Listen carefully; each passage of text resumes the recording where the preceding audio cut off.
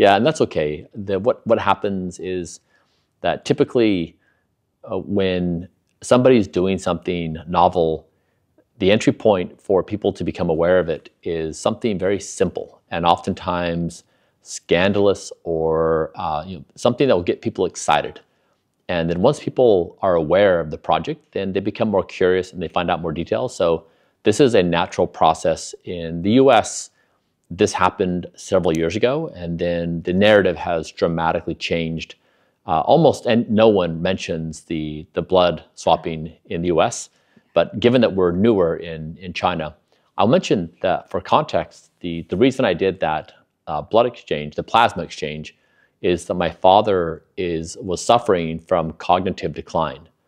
And there was some evidence that suggested it may be beneficial for him. And so I did it for my father. So it wasn't about me getting it for my son. It's about me taking care of my father. My son just happened to participate.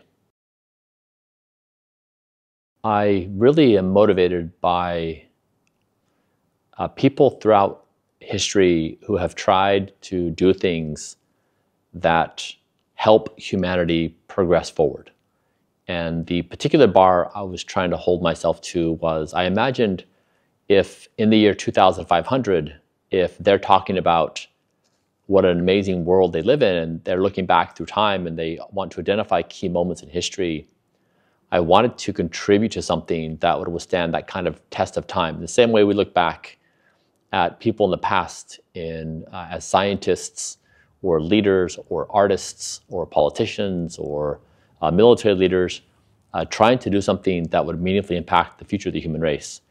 And so I spent a lot of time thinking about that, trying to figure out what to do. And that's my primary motivator. And payments just is not going to be remembered. No matter how good your payment system is, no matter how innovative it is, it's just not that ultimately that important to the progress of the human race. It's entirely people feeling vibrant and healthy right now. And so people they think my project is about immortality. It's not really. It's about trying to appreciate that we are alive here on planet Earth, that consciousness is a miracle and it's precious, and that it warrants us doing everything we can to respect that privilege we have to be alive.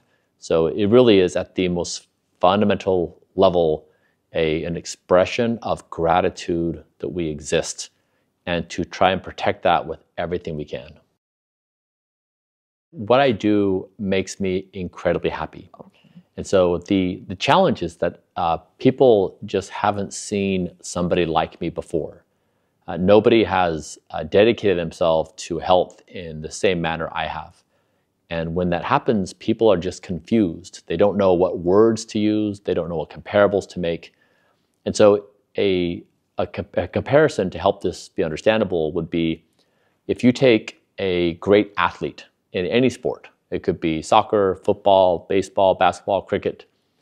And you see them, they exercise every day, they eat really well, they get good sleep, they take care of their body. Nobody says, oh, you must be so sad because you take care of your health. I mean, the person is very happy because they're performing at their very best. And so you can think about me as a professional rejuvenation athlete. I'm a new kind of athlete. I'm a new kind of person. And because people don't know how to think about that, they then somehow map to it being sad. That, what a terrible situation it must be that I'm so healthy. So it's really kind of funny that it's just humans don't know yet how to categorize what I'm doing. I really do trust data so much more than my feelings. And I would say over the past couple of years, I have become the most measured person in human history.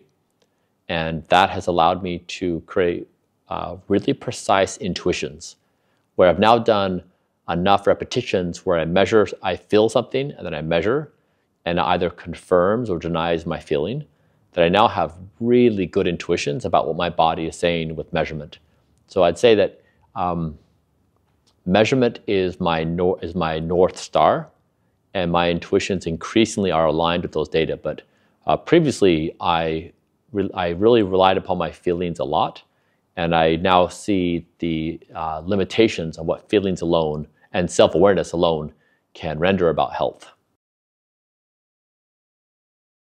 High quality sleep is without question the most efficacious longevity therapy in the entire world.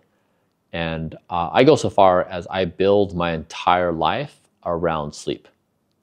And so most people don't have that kind of relationship. At the end of the day, they'll be tired, they'll lay down, they'll close their eyes. It's kind of an afterthought. Whereas I really do build my entire life around sleep.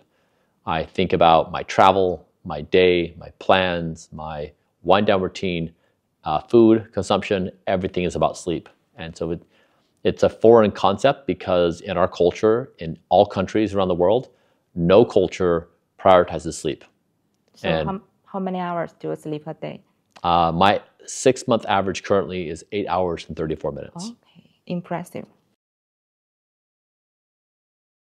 Humans have always been an inventive species, and we somehow always figure out how to spend all of our time.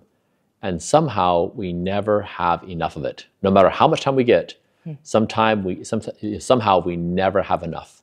So my concern is not what will we do. My concern is more about how do we make that a problem. I would so much rather have the problem of humans being bored than I would humans feeling like they don't have enough time.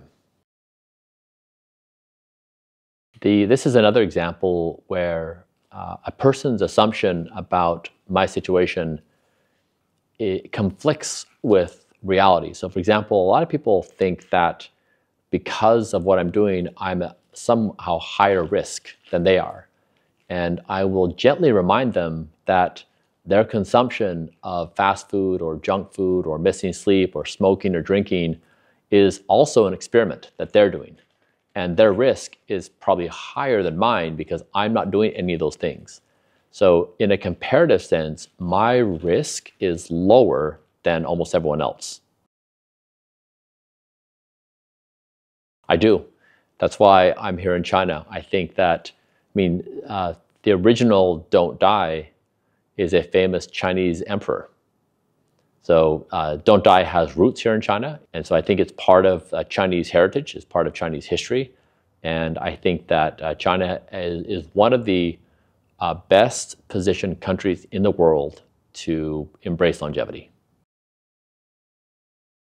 The objective of OS Fund was to build the foundational tools that would allow us to make the breakthroughs that would allow us to solve death, for example. And so one part of that, for example, is to be able to sequence DNA and to write DNA. Another one is to be able to design in biology microorganisms that can do things that otherwise that nature already does. So for example, instead of one company I invested in, they built and used an E. coli to develop rose oil. So typically, to get rose oil, you have to plant a rose oil plant in the ground, fertilize it, water it, harvest it, and extract the rose oil. In synthetic biology, you can just simply program the yeast cell to grow rose oil. And so biology can become a source of manufacturing, things like that. So my goal was to invest in the building blocks that allow us to then build all other things, drugs, anti-aging therapies, new materials, the core building blocks we need as a species to solve these biggest problems. The thing that China has done well is China has a safe, rigorous approach in managing longevity therapies, which is also consistent with the United States, where both countries are responsible in bringing new therapies to market. And so I think that's why also a really nice thing that we can work within the legal guidelines in China, build things that are safe, that are legally approved, and that help people achieve their health goals. The protocol is actually very low cost. The millions of dollars that I spent was primarily in the research team figuring out what therapies to do, how to perform measurements, how to put together protocols, And the measurement was also the most expensive part. But actually doing Blueprint is really low cost. So I think that people will be surprised to see that the majority of it is free. It's just basically habits that one forms. And then the therapies that you do are actually reasonable. So I think people have a misconception that it's actually expensive when in reality it's very low cost.